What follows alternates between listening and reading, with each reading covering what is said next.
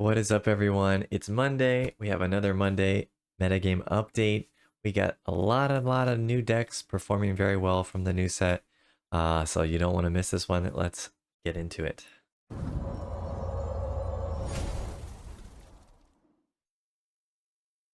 Alrighty, we're gonna get right into it. But if you like these videos, deck lists with new stuff coming out, then hit that like, hit that subscribe.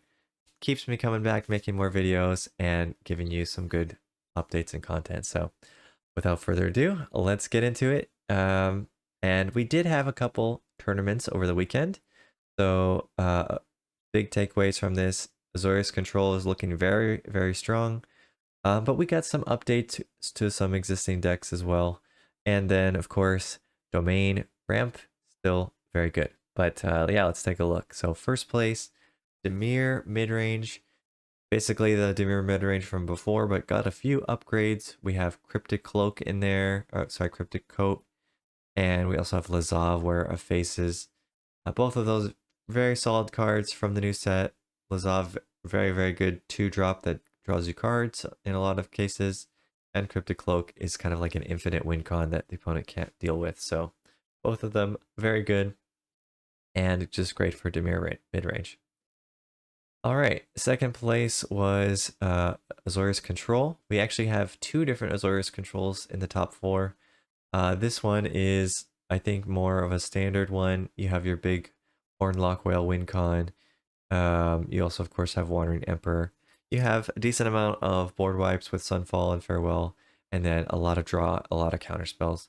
And of course, No More Lies, one of the big ones coming into the set. And a lot of people are running 4 Temporary Lockdown because it helps deal with the aggro decks, with the especially with the Convoke deck, the Boros Convoke. So you gotta have some number of early sweepers to deal with the format, and that's how they're doing it. All right, we also have, of course, have Domain Ramp. Nothing really new in here, kind of just the same old, same old. And then fourth place, another Azorius Control. This one has the win con of Jace, so milling the opponent. This one also has, I believe, 12 sweepers. Let me just double check. No, I'm wrong. It has 4 to populate, 4 Sunfall, so it has 8 sweepers. It would have been a little bit too degenerate to have 12, but yeah. So this one's not running the 3 mana one. It opted for depopulate instead, but both same idea. And this one has an interesting sideboard where it turns into an Angels deck in some of the matchups. So you can swap out most of your, I guess, board wipes, put in the Angels, and, you know, kind of maybe throw the opponent off. So I'm not sure when you would do that, but it has that option. All right, and that's it for that tournament. This one was taken down by Azorius Control. Very similar list, but this one's running Deduce, one of the new cards that people have really liked. And then it looks like you can also use Disruption Protocol with your Clue token from Deduce. So that's kind of the combo there, but still, I guess not that often that you're going to get the discount like when you want it on turn 2, but maybe it sets you up for a nice turn 4 or something like that. All right, but second place, we have Esper midrange. Now they're having No More Lies in there, but it's basically the same deck. Domain Ramp, of course, still very good. And Dimir Reanimator. This is basically the deck that I had in my top 5 new brews. And I have a different version of this, but this is one that has been popular recently. This is using Reenact the Crime to cast your Breach the Multiverse from your graveyard and get your Conspiracy Unraveler, and then kind of go infinite because Conspiracy Unraveler lets you play everything from your hand for 0 mana. So very, you know, this is a very good deck. This one has Atraxa and Cruelty of Gix and some interesting cards like Matt's Lantil, and of course Kaito and Liliana are both good. So I probably could get a few things from this deck to improve my own list. The only difference is I have this really cool creature which wipes the board and brings back all your creatures from the graveyard. I really think that card fits this deck perfectly. So I would probably swap out some of these for that card. But we'll see my deck in just a minute, so you can check it out. Next up, this is Steel Grip. It's playing an Orzhov life game deck with Tomik and Amalia and the Delny Streetwise Lookout, and also the Ruin Lurker Bat. So some interesting additions that from the new set, but nothing that seems too outrageous. I guess Delny is pretty good, and this case gives you some life gain. So I guess it just kind of rounds it out, makes it a little bit more solid, and I believe he had quite a good 6-2 with it. So not bad, definitely not bad. And the rest of these were old decks from the previous set. So anyway, it's an interesting new idea. Life gain's kind of been out of it for a while, so now you can try it again. All right, we got a lot to go, and it's already five minutes in. Let's just keep going through this, see what we can do. So next one, Rakdos midrange. It's basically very similar to what we've seen with the Discover deck, but minus the Discover package, and adding some of these cheaper creatures that grow bigger. It's a cool concept, definitely very interesting. Maybe too underpowered, I'm not sure. Next one, red-green combo Disguise. So this Pyrotechnic Performer card is the main card, which whenever you flip your Disguise creature, you deal damage to any target equal to its power. So you want to get the hide in plain sight, get some creatures down, flip them over, and then deal damage to the opponent's face. And I guess you can also pump them up with Giant Growth or Monstrous Rage or things like that to get even more damage. So yeah, it's interesting. It's kind of like a Fling deck, a different version of Fling deck, but it seems like a fun concept. Next, Stephen Crokies is playing some control. Yeah, this is his list. He's using Doorkeeper Thrall to stop the ETBs. And yeah, it looks pretty standard otherwise with blue-white control, no more lies, etc. But he was having a great success with this one. We also have another person, Matt Costa, same thing, playing Azorious Control at a tournament and taking it down. And this is his list, very similar to what we saw before. 3 Deduces, No More Lies, Get Lost, Sunfall, Wandering Emperor. Yeah, so it looks like a pretty solid control deck.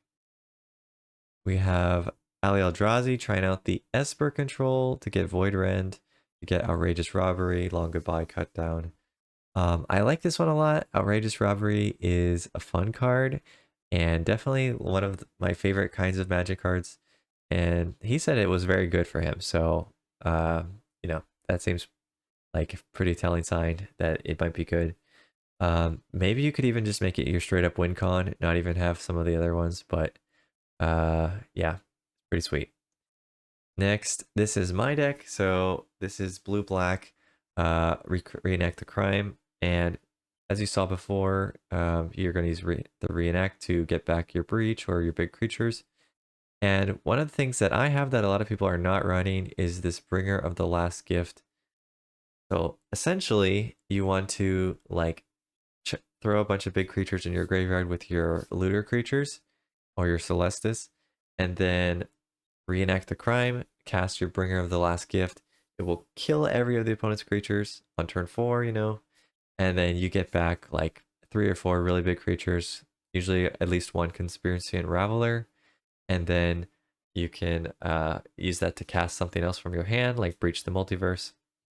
In a lot of cases, I get to Breach the Multiverse like 2 or 3 times in a row off of that. It's very, very sweet.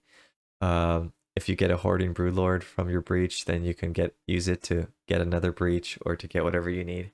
So basically, unless you think the opponent has sweepers, you kind of just instantly win the game turn 4, turn 5, and the opponent really can't do anything about it. So very sweet deck, and I'm having tons of fun playing this on the ladder. Sam Black also said that he lost to a similar deck. Same idea, this is kind of the one we saw before in the tournament, but yeah, basically same idea here. All right, and then there's some people playing some low to the ground like artifact aggro decks with Cryptic Cloak because it's an artifact and it makes a creature, so that's pretty sweet. We of course had this blue glyph card from the last set, which makes a pretty chunky body. I think it's like a 5/4, So this person had a lot of success with this one, getting to ranked mythic, and another deck here again with the Zoetic Glyph, and this one's using Ezreal and Tezzeret as well, but same base concept at the beginning. So yeah, I think there's something here with the Cryptic Cloak Zoetic Glyph. We saw some versions of this before that Ashlizzle was playing, so this one's also seems very good.